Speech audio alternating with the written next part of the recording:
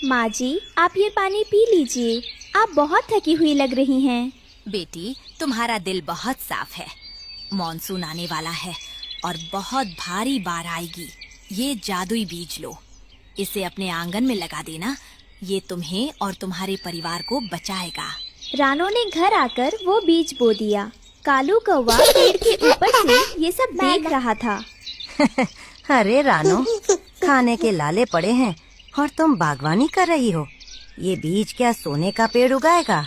हंसिए मत कालू भैया, ये बुजुर्ग का आशीर्वाद है। मेहनत कभी बेकार नहीं जाती। अगली सुबह एक चमत्कार हुआ। वहाँ एक विशाल नारंगी रंग का कद्दू उगाया था। वो कद्दू सूरज की रोशनी में सोने की तरह चमक रहा था।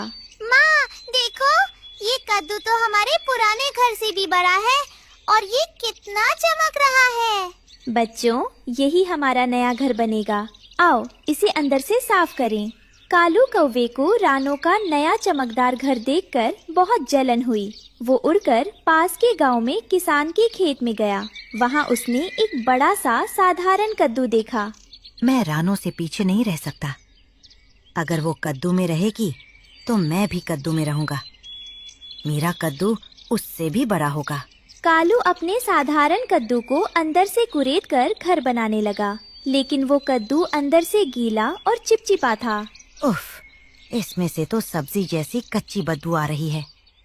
खैर कोई बात नहीं, बाहर से तो ये रानो के घर जैसा ही दिखता है।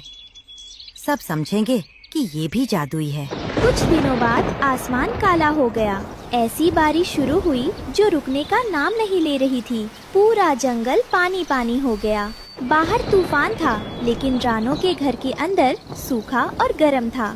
जादुई कद्दू की दीवारें अंदर से जुगनू की तरह रोशनी दे रही थी। बच्चे मजे से खेल रहे थे। माँ, बाहर बहुत अंधेरा है, लेकिन हमारा घर कितना सुंदर चमक रहा है। हमें बिल्कुल डर नहीं लग रहा। दूसरी तरफ कालू का हाल बुरा था। उसका साधारण कद्दू बारिश का पानी सोखकर सड़ने लगा था। उसमें फफूंद लग गई थी और बदबू के मारे कालू का दम घुट रहा था। हाँ, हे भगवान, ये घर तो गल रहा है। छत टपक रही है। मैंने रानो की नकल करके बहुत बड़ी गलती कर दी। बारिश इतनी तेज हुई कि जंगल में बाढ़ आ गई। पानी का स्तर बढ़ने लगा, पेड़ डूबने लगे। लेकिन तभी एक अद्भुत दृश्य दिखा। रानो का जादुई कद्दू पानी में डूबा नहीं, बल्कि एक नाव की तरह तैरने लगा। बच्चों, डरो मत, परी माँ ने सच कहा था। ये घर हमें डूबने नहीं देगा। चारों तरफ सिर्फ पानी और अंधेरा था। कालू अपने डूबते हुए कद्दू की छत पर बैठा कांप रहा था। दूर उसे एक छोटी सी सुनहरी रोशनी दिखाई दी। वो रानो का तैरता हुआ घर था। उस रोशनी को देखकर कालू की आंखों में आंसू आ गए। वो देखो, रानो का घर, वो एक तारे की तरह चमक रहा है। और मेरा घर, ये तो कचरे का ढेर बन गया है। मैंने हमेशा रानो का बुरा चाहा, लेकिन आज वही रोशनी मेरा आखिरी सहारा लग रही है। कालू का सड़ा हुआ कद्दू पानी में तैर नहीं पाया। वो टूटकर बिखर गया। कालू ठंडे पानी में गिर गया और डूबने लगा। बचाओ, बचाओ, मेरा घर टूट गया। रानो बहन, मुझे बचा लो। कालू तैर नहीं पा रहा था। एक बड़ी लहर आई और कालू को पानी के अंदर खींच ले गई। कालू को लगा कि अब सब खत्म हो गया। उसने अपनी आंखें बंद कर ली। शायद यही मेरी सजा है। रानो, मुझे माफ कर देना। मैं एक बुरा पड़ोसी था।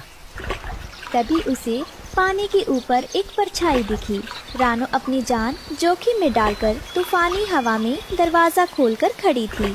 कालू भैया, हार मत मानिए, ऊपर देखिए, मैं हूँ यहाँ। कालू भैया, जल्दी मेरा हाथ पकड़िए, हिम्मत मत हारिए, आ जाइए अंदर।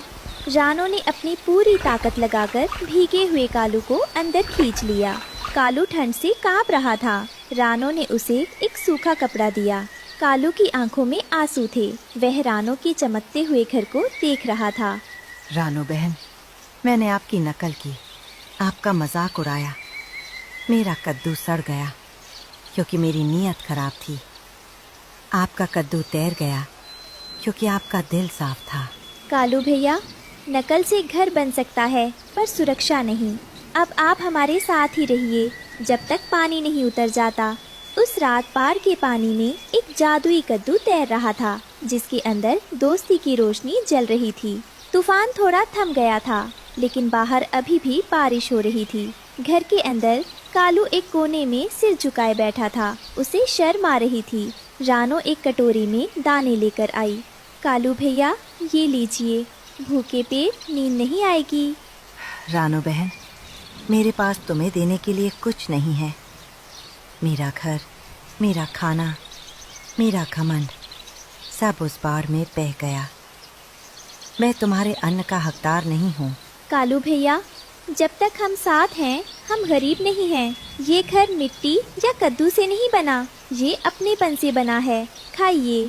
कालू ने वह सूप पिया। उसे वह सूप दुनिया का सबसे स्वादिष्ट खाना लगा, क्योंकि उसमें रानो की माफी और ममता मिली हुई थी। अगली सुबह जब सूरज की पहली किरण निकली तो बाढ़ का पानी धीरे धीरे उतरने लगा था। आसमान बिल्कुल साफ था और चिड़ियों के चहकने की आवाजें गूंज रही थीं। रानो, उसके बच्चे और कालू कौवा कद्दू के घर से बाहर निकले। रानो बहन, आज की सुबह मुझे पिछले कल से बिल्कुल अलग लग रही है। कल तक मैं सिर्फ दूसरों की चीजें देखकर जलता था, लेकिन आज मुझे इस सूरज की रोशनी में एक नई उम्मीद दिख रही है। सही कहा कालू भैया। तूफान सिर्फ तबाही नहीं लाता, वह हमें हमारी कमजोरियों से वाकिफ कराने और पुरानी करवाहटों को धो डालने के लिए भी आता है। रानो, मेरा घर तो बह गया, लेकिन अब मैं अपनी मेहनत से एक नया घर बनाऊंगा।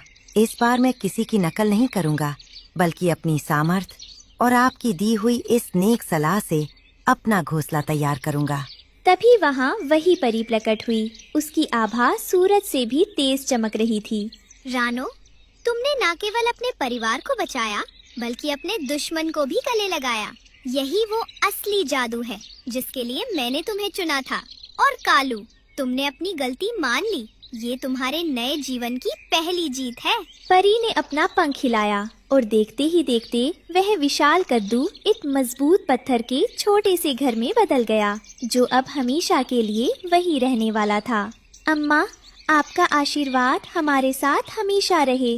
अब हम सब मिलकर इस जंगल को और भी सुंदर बनाएंगे।